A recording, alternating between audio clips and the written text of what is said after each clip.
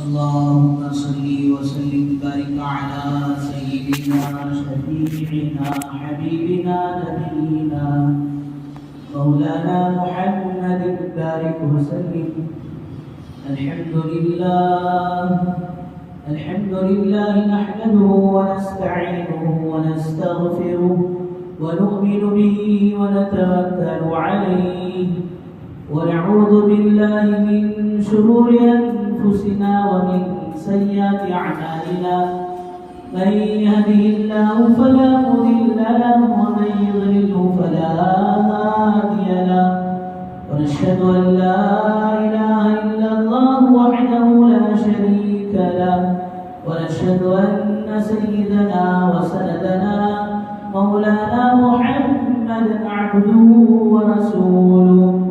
أما بعد فأعوذ بالله من الشيطان الرجيم. بسم الله الرحمن الرحيم. لن تنالوا البر حتى تنفقوا مما تحبون وما تنفقوا من شيء فإن الله به عليم. رب اشرح لي صدري ويسر لي أمري واحلل عقدة من لساني يفقهوا قولي. اللهم صل على سيدنا محمد وعلى آل سيدنا محمد بارك وسلم في كلام أولنا. اللهم صل على سيدنا محمد وعلى آل سيدنا محمد بارك وسلم في أوسط كلامنا. اللهم صل على سيدنا محمد وعلى آل سيدنا محمد بارك وسلم في آخر كلامنا. بزرگان محترم و معزز سامعین کرام، اللہ جل جلالہ عز وجل کا احسان کرم فضل ہوا کہ اللہ تبارک و تعالیٰ نے ہم سب کو اپنے گھر تک آنے کی توفیق نصیب فرمائی اور کچھ دین کی باتیں کہنے اور سننے کی توفیق و سعادت نصیب فرمائی. درود و سلام نازل ہوا آقا مدنی تاجدار مدینہ احمد مجتبی محمد مصطفیٰ وجہ کائنات محسن انسانیت محمد عربی صلی اللہ علیہ وسلم کے ذات عالی پر. بزرگان محترم، الحمدللہ اللہ کا بڑا ہی فضل احسان کا معاملہ ہوا. گزشتہ 2 سالوں کے بعد ان سال عافیت کے ساتھ رمضان مبارک ہم سب پر جاری و ساری ہے. دعا فرمائیں اب تک کے روزوں اور تراویح کو اللہ پاک اپنے فضل و کرم سے قبول فرمائے اور بقیہ روزوں اور تراویح کو عافیت کے ساتھ پائے تکمیل تک پہنچنے کی سعادت اور توفیق نصیب فرمائے. بزرگوں دوستو، الحمدللہ اسلام کے جو 5 بنیاد ہیں ان میں سے ایک بنیاد زکوٰۃ. اکثر مسلمان رمضان المبارک کے بابرکت اور اس مبارک مہینے میں ادا کرتے ہیں. اس لیے مناسب ہوا کہ چند باتیں، چند فضائل و مسائل زکوٰۃ کے تعلق سے ہم سب کے سامنے آئے تاکہ صحیح معنوں میں ہماری زکوٰۃ ادا ہو سکے اور جن ساتھیوں کا اس کا علم نہیں ہے ان کے علم میں بھی یہ بات آ جائے. بزرگوں دوستو، زکوٰۃ اسلام کے 5 بنیادوں میں سے ایک بنیاد ہے. اسلام کے جتنے بنیاد ہیں ایک ہے اس پر عمل کرنا، ایک ہے اس کا انکار کرنا. عمل کرنے پر اجر ہے، عمل نہیں کیا تو جو عمل نہیں ہوا ہے اس پر کل قیامت کے دن پکڑ ہے. یہ 2 باتیں ہیں. تیسری بات، اگر سرے سے کوئی انکار پر آئے، میرا مال بھی میں کہ خود ہوں، مجھے کیا ہے نکالنے کی ضرورت، اس طرح کی بات ہے۔ یہ کہ زکوٰۃ فرض ہو گئی، نہیں نکال رہا ہے، گنہگار ہوگا کہ کل قیامت کے دن اللہ ہم سب کی حفاظت فرمائے، وہ آگ کا اژدھا بنے گا اور پھر زہریلا سانپ بنے گا۔ یہ عذابات الگ ہیں۔ اگر سرے سے کوئی انکاری کر دیا تو دوستو وہ اپنے ایمان سے ہاتھ دھو دیتا ہے۔ اب اس کا مسلمان باقی رہنا، وہ اسلام پر باقی ویسا نہیں ہو سکتا۔ انکار کر دیا تو علماء نے فرمایا کہ اب یہاں یہ کلمہ پڑھ کر دوبارہ توبہ کر کلمہ پڑھ کر اسلام میں داخل ہوگا۔ اور زکوٰۃ کا معاملہ تو عجیب و غریب ہے کہ قرآن مجید کے اندر آپ حضرات اگر غور سے دیکھیں گے تو 3 چیزوں کو اللہ تبارک و تعالیٰ نے ساتھ ساتھ بیان کیا، ایک ساتھ 3 چیزوں۔ پہلی چیز، جہاں اللہ تبارک و تعالیٰ نے ایمان کا تذکرہ کیا وہی ساتھ میں اعمال کا بھی تذکرہ کیا۔ ان الذين آمنوا وعملوا الصالحات والذين آمنوا وعملوا الصالحات، اب جگہ جگہ قرآن مجید میں دیکھیے، جہاں جہاں ایمان ہے وہاں ساتھ ساتھ اعمال صالحہ بھی ہیں۔ اور پھر ایمان جتنا مضبوط ہوگا اتنا ہی دوستو اعمال بھی مضبوط ہوگی۔ اگر ایمان کمزور ہے تو فرمایا پھر اعمال بھی کمزور ہو جائیں گے۔ اس لیے قرآن مجید میں اللہ تبارک و تعالیٰ نے ایمان کو ایک درخت کی جڑ کے ساتھ تشبیہ دی ہے۔ الم تر کیف ضرب اللہ مثلا کلمۃ طیبہ کشجرۃ طیبۃ اصلها ثابت وفرعها فی السماء، کہ جب جڑ بوخل ہو جاتی ہے تو دوستو پھر اس درخت سے کوئی امید باقی نہیں رہتی کہ اس کے پھل اچھے ہوں گے، پھول اچھے ہوں گے اور پھر وہ سرسبز و شاداب اس کے ڈھالے ہوں گے، نہیں۔ اب وہ جڑ کمزور تو اس کا مطلب یہ ہے کہ وہ درخت کاٹ کر جلا دینے کے قابل ہے۔ تو ایمان اور اعمال کو اللہ تعالیٰ نے ساتھ ساتھ بیان کیا۔ اور دوسری بات، اللہ تبارک و تعالیٰ نے اپنی عبادت کے ساتھ والدین کا مقام و مرتبہ بیان کیا۔ وَقَضَىٰ رَبُّكَ أَلَّا تَعْبُدُوا إِلَّا إِيَّاهُ وَبِالْوَالِدَيْنِ إِحْسَانًا، اور ایک جگہ اللہ نے فرمایا أَنِ اشْكُرْ لِي وَلِوَالِدَيْكَ، اے انسانوں میرا بھی شکر ادا کرو اور میرے شکر کے ساتھ ساتھ اپنے والدین کا بھی شکر ادا کرو۔ صرف میری عبادت کرو، میرے علاوہ کسی کی عبادت مت کرو۔ اور پھر اللہ تعالیٰ ساتھ ساتھ کہتے ہیں وَبِالْوَالِدَيْنِ إِحْسَانًا، والدین کے ساتھ حسن سلوک کا معاملہ۔ تو یہ ایمان اور عمل ساتھ ساتھ اللہ نے بیان کیا۔ اپنی عبادت کے ساتھ والدین کے ساتھ حسن سلوک کرنے کو اللہ نے ساتھ ساتھ بیان کیا۔ اور تیسری چیز جو مجھے عرض کرنا ہے وہ فرمایا نماز کے ساتھ اللہ نے زکوٰۃ کو ساتھ ساتھ بیان کیا۔ وَأَقِیمُوا الصَّلَاةَ وَآتُوا الزَّکَاةَ، قرآن مجید میں 82 جگہ 82 مرتبہ اللہ تعالیٰ نے دوستوں نماز کے ساتھ زکوٰۃ کا بھی حکم دیا ہے۔ تو فرمایا کہ جس کے اوپر ماشاءاللہ زکوٰۃ فرض ہو جاتی ہے، جو آدمی صاحب نصاب بن جاتا ہے، کون بن جاتا ہے؟ اللہ تعالیٰ نے 2 جو ہے وزن رکھے زکوٰۃ کے لیے، ایک 80 پر 7 گرام، 7.5 تولہ سونا، 80 پر 7 گرام 480 ملی گرام، 80 پر 7، پھر بٹ لگانا 8 لگانا، اس کے بعد پھر 480 ملی گرام۔ اتنا کسی کے پاس زیور ہے، سونا، جی سونا بولے تو کون سا؟ ایک دوست کو پوچھے کہتے ہیں بھائی کیا کرنے کا، تو سونے کی دکان کھولی حضرت ہے، ارے اس کی کیا بھی نہیں سو پھر لگتا سو آدمی، تو سونے کی دکان کھولیا اور میں بھی میرا پارٹنر مل کو کھولی، کیسا بھی وہ پارٹنرشپ दिन में मैं सोता हूँ, रात में उन्हें सोता, या तो एक दिन मैं सोता एक दिन उन्हें सोता, वो सोना नहीं, थके के नीचे रख कर सोने। गोल्ड, जिसके पास इतनी कीमत, जिसके पास इतना गोल्ड हो, या फिर चांदी 612 ग्राम चांदी, फरमाया जिसके पास चांदी इतनी हो या 80 पर 60 ग्राम सोना हो, या इन दोनों में से किसी एक की मिकदार की कीमत हो, कैश पैसा हो या माले तिजारत हो, 3 चीजों पर ज़कात है।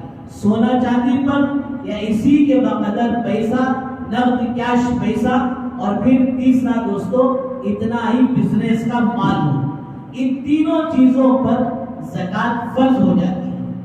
एक बात अच्छी तरह से जो समझने का है, आप 80 पर 60 ग्राम सोने की वैल्यू डालेंगे तो माशाल्लाह बहुत चली आती है, 3-4 लाख के करीब जाती है। और फिर चांदी की कीमत अगर कोई लगाते हैं तो वो 40 पर 2000, आज का जो प्रेजेंट रेट है 40 पर 2000 रुपए, जिसके पास है, और इतना जेवर जिसके पास है, इतना बिजनेस का जिसके पास माल है, वो सब साहिब निसाब है। एक साल इन पैसों पर गुजरने के बाद दोस्तों उन पर ज़कात फर्ज हो जाती है। और एक बात यहाँ समझने की ये है कि एक औरत वो है जिसके पास 80 पर 7 ग्राम सोना नहीं है, 612 ग्राम चांदी भी नहीं है, दो भी नहीं है।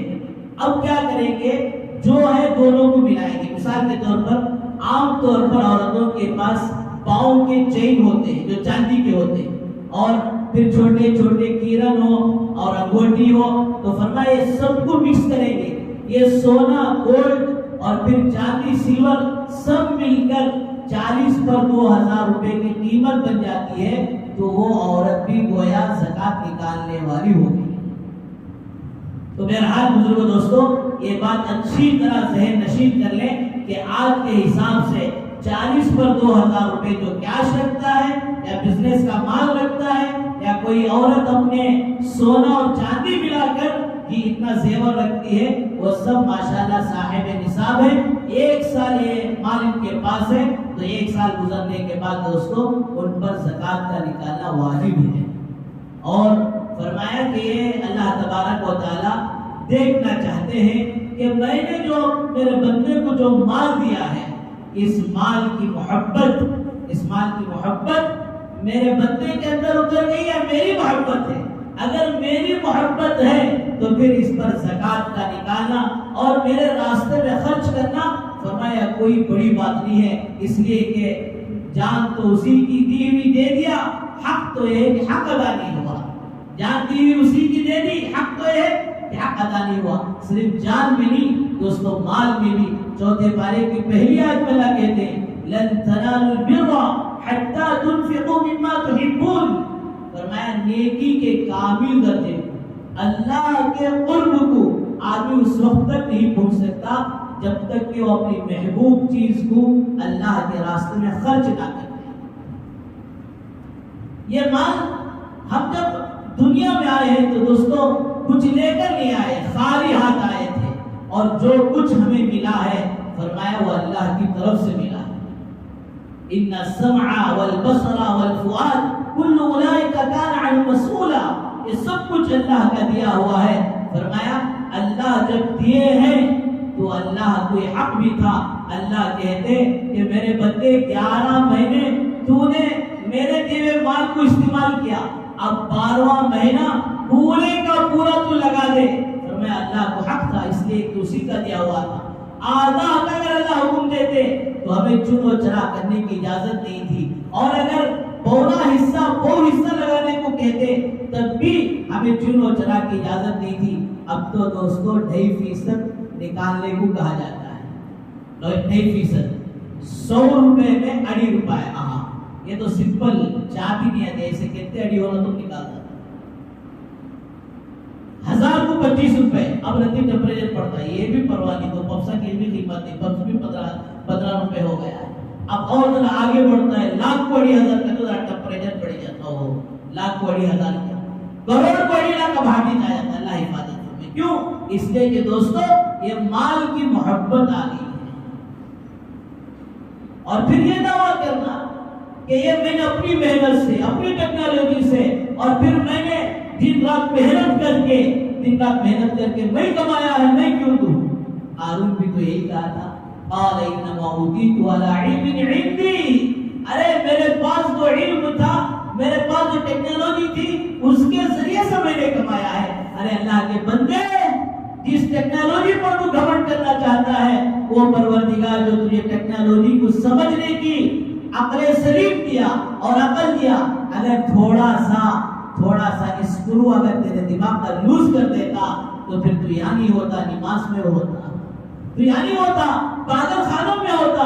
یہ سمجھنے کی صلاحیت بھی کسی اور نے نہیں دی بلکہ اللہ نے دی ہے۔ اور پھر عجیب و غریب معاملہ یہ ہے، اللہ کہتے ہیں ما عندکم ينفد وما عند اللہ باق، میرے بندے جو کچھ تیرے پاس رہے گا وہ سارا فنا اور برباد ہو جائے گا۔ وما عند اللہ باق، اگر تو میری bank of God, bank of خدا، بینک آف اللہ میں جمع کرے گا تو یہی مال دو فائدے دے گا۔ یاد رکھیں گے انشاءاللہ، کتنے فائدے دے گا؟ یہ مال تجھے دو فائدہ دے گا۔ ایسا نہیں کہ صرف میں تیرے سے لے رہا ہوں، بلکہ لے کر تجھے ہی فائدہ پہنچانا چاہتا ہوں۔ ایک فائدہ یہ ہوگا کہ اس مال کو تو نکالنے کے بعد میں تیرے مال میں بڑھوتری کروں گا، اضافہ کروں گا، اور پھر یہ مال کل قیامت کے دن تیری نجات کا ذریعہ اور سبب بنے گا۔ کیسے دنیا میں دوستو سخی گزرے ہیں، انہیں کوئی وعیدیں سنانے کی ضرورت نہیں پڑتی تھی، انہیں کوئی فضائل سنانے کی ضرورت نہیں پڑتی تھی، بلکہ ان کی فطرت میں اللہ نے یہ رکھا تھا کہ وہ اللہ کے راستے میں مال کو لٹا دیا کرتے تھے۔ دو آدمی آپس میں بیٹھ کر بات کی کہ بنو امیہ یہ خاندان ہے اور اہل بیت کا یہ خاندان ہے، آپس میں بحث ہوئی۔ یہ بنو امیہ کے آدمی نے کہا کہ بنو امیہ کے جتنے لوگ ہیں وہ سخاوت میں بڑے آگے ہیں، اور پھر اہل بیت کا جو آدمی تھا وہ کہنے لگا نہیں، اہل بیت سے تو سخاوت میں کوئی اور آگے بڑھ ہی نہیں سکتا۔ اب کمپٹیشن ہوا تو دونوں نے ہیلا کر جا کر ان کی سخاوت کو چیک کیا۔ بنو امیہ اور آدمی کا کہا فلاں لوگوں کو پریشانی ہے، آپ کچھ اللہ کے نام پر دے دیں، تو ایک آدمی اٹھا کر 10,000 روپے دی، اور پھر 9 آدمیوں کی اسی طرح روڈ مارے تو ہر کوئی ماشاءاللہ 10,000 دیتے گئے، 1 لاکھ جمع کر آ گیا۔ اور یہ جو اہل بیت کو چاہنے والے تھے وہ گئے، حضرت عبداللہ بن عباس، حضرت عبیداللہ بن عباس اور حضرت حسن اور حسین، 2 بھائیوں میں سے ایک بھائی کے پاس گئے اور جا کر انہوں نے بھی تقاضا رکھا تو ایک نے 1 لاکھ اٹھا کر دے دیا۔ اب آ کر جب دیکھا گیا 10 آدمیوں کی طرف سے 1 لاکھ اور 3 آدمیوں کی طرف سے 3 لاکھ، تو اس بنو امیہ کے چاہنے والے آدمی نے کہا تمہاری بات بالکل سچ ہے، اہل بیت ہی سخاوت میں آ گئی۔ اب چپکے سے بول کو لیتے سے پھر لے جا کر واپس کرنے گئے۔ بنو امیہ کے آدمی نے جا کر کہا حضرت بات یہ ہے ہم آپ کی سخاوت کو دیکھنا چاہتے تھے۔ اس لیے یہاں تک کہ علماء نے فرمایا سخاوت ایسی چیز ہے اللہ سے مانگو، تخلقوا باخلاق اللہ، اللہ کے اخلاق کو اپنے اندر پیدا کرو۔ اللہ خود کھاتے نہیں ہیں، دوسروں کو کھلاتے ہیں، اور اللہ کو کسی مال کی ضرورت نہیں، اللہ پاک اپنے بندوں کو مال سے نوازتے ہیں۔ اور شیطان کو کسی وہ عابد جو ماشاءاللہ عبادت میں بہت آگے ہے، تہجد گزار بھی ہے، راتوں کو اٹھنے والا بھی ہے، اور پھر اور بھی عبادت کرنے والا ہے، لیکن ساتھ بخیل ہے، کنجوس ہے، تو فرمایا شیطان کو اس کی عبادت سے کچھ بھی ڈر نہیں، پتہ نہیں کب اس کی بخیلی اسے جہنم تک پہنچاتے ہیں۔ لیکن وہی شیطان گنہگار ہے ایک آدمی، لیکن بڑا سخی ہے، دل کا بڑا ماشاءاللہ وہ اس کا دل بڑا ہے اور بڑا اللہ کے راستے میں لٹاتا ہے، تو فرمایا شیطان اس سخی گنہگار سے ڈرتا ہے، پتہ نہیں کہ اس کی سخاوت کہاں کب جو ہے اسے جنت تک پہنچاتی ہے۔ اس لیے حدیث میں آتا ہے السخی قریب من اللہ وقریب من الناس وقریب من الجنہ، سخی آدمی اللہ کے بھی قریب، لوگوں کے بھی قریب، جنت کے بھی قریب۔ والبخیل بعید من اللہ بعید من الناس وبعید من الجنہ، اور بخیل وہ لوگوں سے بھی دور ہوتا ہے اللہ سے بھی دور ہوتا ہے اور جنت سے بھی دور کر دیا جاتا ہے۔ تو بنو امیہ کے آدمی نے وہ پیسے لے کر جا کر جو ہے واپس کیا، تو انہوں نے کہا ٹھیک ہے بھائی کوئی بات نہیں، لو وہ 10,000 آدمی دیے تھے وہ سارے کے سارے واپس لے۔ اور اہل بیت کا چاہنے والا یہ بھی ماشاءاللہ 3 لاکھ روپے لے جا کر واپس کر رہا ہے۔ حضرت اصل میں آپ کی سخاوت کو ٹیسٹ کرنا چاہ رہے تھے، آپ کی سخاوت کو چیک کرنا چاہ رہے تھے، یہ مال کی کوئی ضرورت نہیں آپ لے لے، لیکن ان اہل بیت نے کہا ہم ایک مرتبہ کسی کو دے دیتے ہیں تو واپس نہیں لیتے، جو یہ سب تمہارے لیے ہدیہ ہے۔ اس طرح دوستو لگانے کا مادہ تھا، لگائیں گے اللہ پاک بقیہ مال کی حفاظت کر لیں گے، زکات نکل گئی بقیہ مال کی حفاظت ہو جائے گی اور پھر مال میں بڑھوتری ہو جائے گی۔ فرمایا ساری انسانیت کو اور پھر اللہ اور اللہ کے فرشتے حضور اکرم صلی اللہ علیہ وسلم پر درود بھیجتے ہیں، لیکن نکالنے والا اتنا اللہ کو محبوب ہے، اللہ کے راستے میں لگانے والا اتنا محبوب ہے، اللہ کہتے ہیں خذ من اموالہم صدقۃ تطہرہم وتزکیہم بہا وصلی علیہم ان صلاتک سکن لہم۔ اے میرے محبوب آپ ان سے یہ زکات کا مال لیجئے، وصول کیجئے، اور پھر اس مال کے ذریعے سے ان کا تزکیہ ہوگا، اور پھر آگے اللہ کہتے ہیں میرے محبوب آپ ان پر رحمت کی دعا بھی کیجئے، آپ ان پر گویا کہ درود بھی بھیجئے۔ بہرحال بزرگوں دوستو بھائیوں، نکالنے کے بڑے فضائل ہیں اور نہیں نکالنے کی بڑی پکڑ ہے۔ 10ویں بارے میں اللہ تعالیٰ کہتے ہیں الذین یکنزون الذهب والفضة ولا ينفقونها في سبيل الله فبشرهم بعذاب أليم۔ جو لوگ سونا اور چاندی کو جمع کر کر رکھتے ہیں، مال و متاع کو جمع کر کر رکھتے ہیں اور پھر اس کو اللہ کے راستے میں نہیں نکالتے، فرمایا انہیں دردناک عذاب کی خوشخبری سنا۔ یوم یحمى علیہا فی نار جہنم فتکوی بها جباہهم وجنوبهم وظہورهم هذا ما کنزتم لانفسکم فذوقوا ما کنتم تکنزون۔ فرمایا اس دن کل قیامت کے دن پیشانی پر اور پیٹھ پر پہلو پر فرمایا اس مال کو آگ میں تاپ کر جو لگا دیا جائے۔ تو حضرات علماء نے عجیب و غریب جو اس کی تشریح بیان کی، پیشانی پر کیوں؟ اس لیے کہ جہاں مانگنے کا مسئلہ آتا ہے، آدمی سوال کرتا ہے، جو بھی جس طریقے سے کوئی غریب اپنی غربت کو دور کرنے کے لیے کوئی زکات مانگتا ہے یا کوئی مدارس والے سوال کرتے ہیں، پہلے پیشانی پر بل آتا ہے۔ اب آپ آگے نہ روائیں، رمضان آیا تو عجیب و غریب باتیں لوگ کہتے ہیں، اللہ ہم سب کی حفاظت فرمائے۔ بارش کو ابکتی نہ کیڑے ویسا ابک جاتی جینو، ان کو کرنے کامش نہیں۔ یہ ہے دوستو اپنے مال کو نکالتے ہوئے اللہ کا شکر ادا کریں، اللہ تجھے دینے والا بنایا ہے، لینے والا بنایا نہیں۔ جو اللہ دینے پر قادر ہے فرمایا وہ لینے پر بھی قادر ہے۔ حضرت شیخ نے عجیب و غریب جو ہے واقعہ لکھا ہے، ایک آدمی یہ اپنی بیوی کے ساتھ کھانے کے لیے جو ہے بیٹھا ہے، ایک فقیر آیا، فقیر آ کر جو ہے دستک دیا اور بیوی جو ہے ماشاءاللہ کچھ کھانا لے جا کر اس فقیر کے جھولی میں ڈالنے کے لیے گئی، تو فرمایا فقیر کو دیکھ کر چیخ مار کر بے ہوش ہو گئی۔ اب جو ماشاءاللہ یجمان مرد ان کے کھانے بیٹھے تھے، انہوں اٹھ کو آئے، فقیر تو چلا گیا تھا، بیوی پر جو پانی چھینکا، ہوش آیا، پوچھا کیا ہوا؟ ارے تو کسی جن اور شیطان کو نہیں دیکھی؟ ایک فقیر آیا، اسے دیکھ کر بے ہوش ہو گئی۔ تو اس عورت نے روتے ہوئے کہا کہ بات یہ نہیں کہ میں فقیر کو دیکھ کر رو رہی ہوں، بلکہ بات یہ ہے کہ جو فقیر آیا تھا وہ میرا پہلا شوہر۔ پوچھا کیا ہوا؟ ایک مرتبہ کھانے بیٹھے تھے، کوئی غریب محتاج فقیر آیا اور آ کر مانگنے لگا، تو بجائے میرے شوہر اسے دیتا یا تو پھر منع کر دیتا، عذر کر لیتا اور پھر اسے دعائیں دے کر بھیج دیتا، یہ سب کرنے کے بجائے اسے جھڑک کر بھیج دیا۔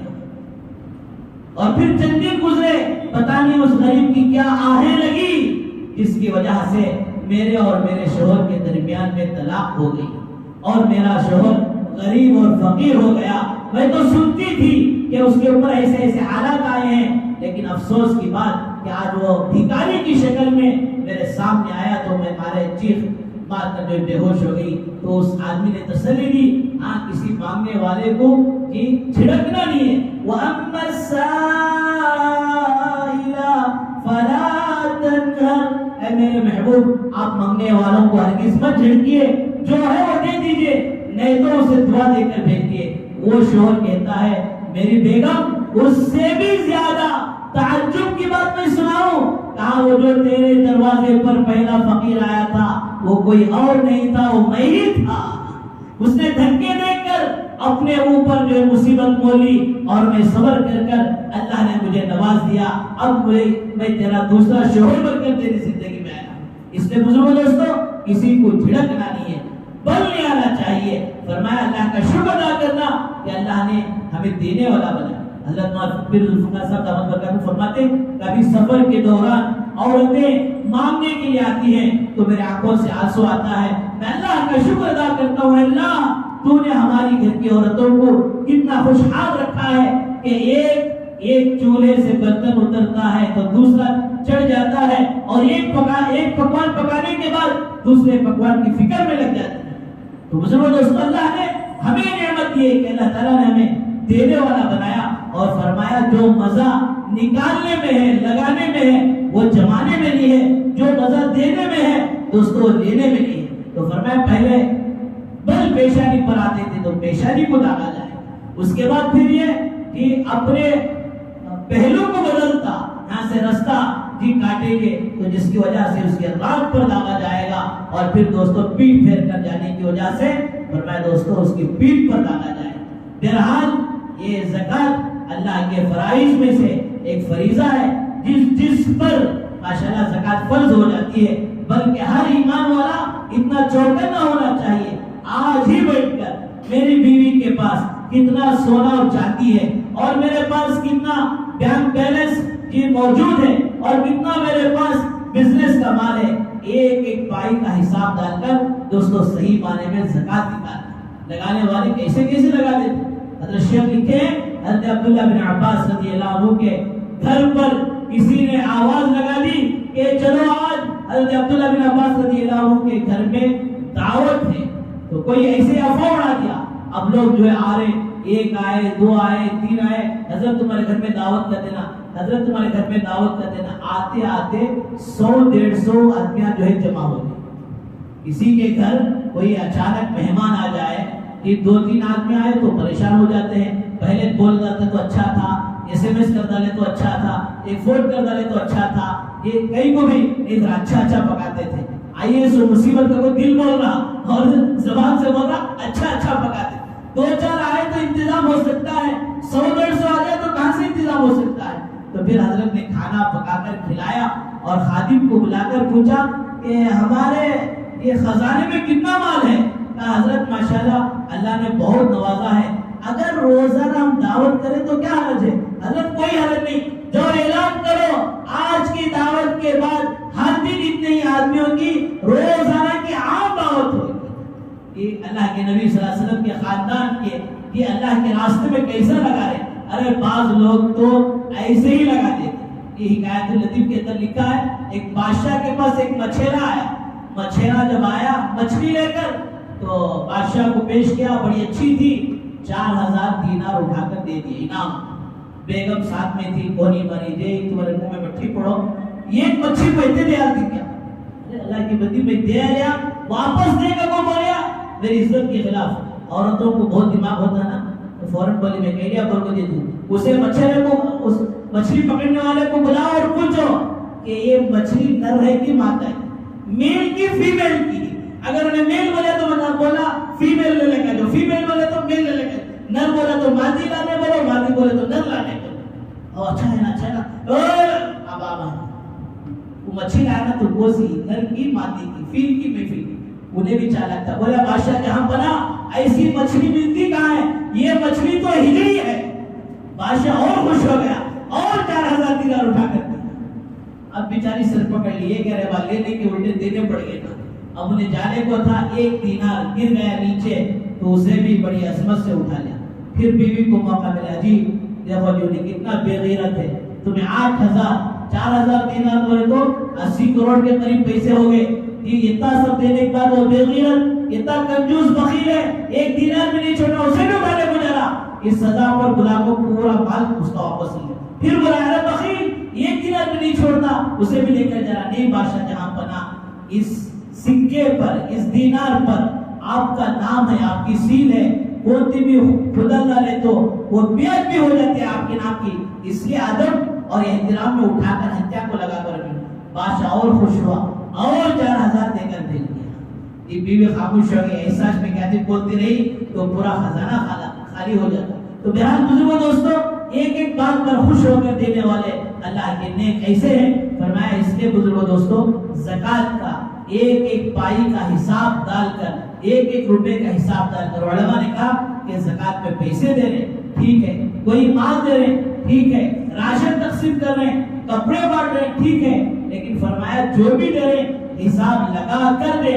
ایسا نہیں کہ اندازے سے کہ سال 400 کو بانٹے تھے اس سال 500 کو بانٹ لی، وہ کتنا تھا کتنا نہیں تھا، آپ کے بانٹنے میں زیادہ ہو کر چلے گیا تو کوئی حرج نہیں، اگر کم ہو گیا تو دوستو پھر جو ہے اس مال کا، جس طرح میں نے ابھی عرض کیا کہ زکوٰۃ کے نکالنے سے، اللہ کے راستے میں نکالنے سے دو فائدے کہ اللہ دنیا میں مال کو بڑھائیں گے اور آخرت میں وہ مال ہماری مغفرت کا ذریعہ اور سامان بنے گا. قرآن مجید میں کئی جگہ اللہ نے کہا وَأَنفِقُوا مِمَّا رَزَقْنَاكُمْ مِن قَبْلِ أَن يَأْتِيَ أَحَدَكُمُ الْمَوْتُ، موت کے آنے سے پہلے میرے راستے میں خرچ کر لو. کیوں؟ جب آ جائے گی يَأْتِيَ أَحَدَكُمُ الْمَوْتُ فَيَقُولَ رَبِّ لَوْلَا أَخَّرْتَنِي إِلَىٰ أَجَلٍ قَرِيبٍ، اللہ تھوڑا موقع دے. وہ مولوی صاحب بیٹھ کر جمعہ میں 2 روپے دینے بولتے تھے، نکو اللہ 2 بھی نکو، 2,000 بھی نکو، 2 لاکھ بھی نکو، 2 کروڑ بھی نکو. فرمایا اب تو میں پورے کا پورا لٹا دے گا، فَأَصَّدَّقُ وَأَكُن مِّنَ الصَّالِحِينَ، اور میں نیک لوگوں میں سے ہو جاتا ہوں. اللہ کہتے ہیں وَلَن يُؤَخِّرَ اللَّهُ نَفْسًا، اللہ کی عادت یہ نہیں ہے کہ موت کا جب وقت آ جائے تو پھر کسی کو مہلت دے، کسی کو موقع دے. بہرحال بزرگوں دوستو، اللہ نے موقع دیا ہے، اللہ نے مال دیا ہے، اس مال کو اللہ کی نعمت سمجھے اور برابر حساب کتاب لگا کر نکالیں. کسے کسے نکالنا ہے، کسے کسے دینا ہے، اور بھی بہت سارے فضائل اور پھر مسائل زکوٰۃ کے انشاءاللہ آئندہ جمعہ بھی آتے رہیں گے. موقع بہ موقع تراویح کے بعد انشاءاللہ 2-3 مسائل جس طرح حسب معمول چلتا ہے وہ بھی بیان کیا جائے گا. اور ایک درخواست یہ ہے کہ ماشاءاللہ آپ کے زکوٰۃ میں سے مدرسے مہاجر کو بھی ضرور خیال رکھیں. ماشاءاللہ 55 سے 60 بچے رہیں، اور بھی مزید اللہ نے چاہت اور بچوں کو بڑھائیں گے. ایک عجیب بات مدرسے کی یہ ہے کہ ماشاءاللہ مدرسے کا کوئی سفیر نہیں ہے. اور پھر ماشاءاللہ آپ حضرات کے لیے بڑی خوشخبری کی بات ہے کہ اس مسجد کے علاوہ اور کسی مسجد میں اس مدرسے کا چندے کا اعلان بھی نہیں ہوا تھا.